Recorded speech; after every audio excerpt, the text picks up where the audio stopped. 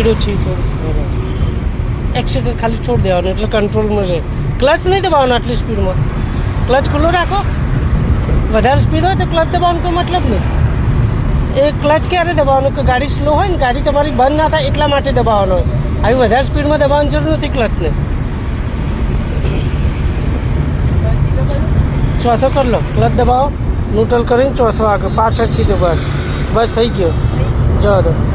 હા થઈ ગયો ચોથો.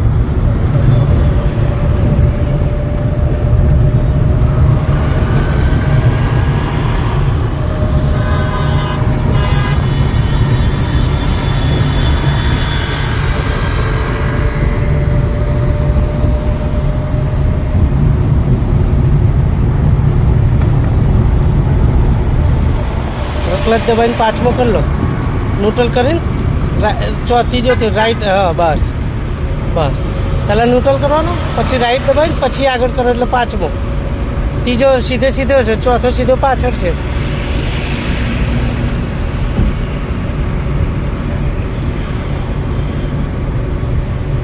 થોડી વચ્ચે રાખો. હા બે પટ્ટા વચ્ચે ચાલવી જોઈએ.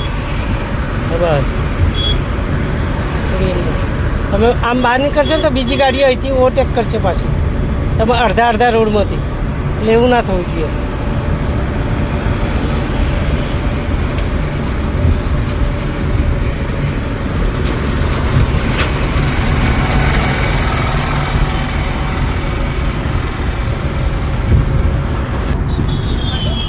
ના ના જવા દે એની સ્પીડમાં. સ્પીડ આપણે ઘટાડી નથી તો ગિયર બદલવાની જરૂર નથી. સ્પીડ ઘટાડો તો ગિયર બદલવો પડે. ટ્રકથી આગળ લઈને પછી લેફ્ટ લઈ લેજો.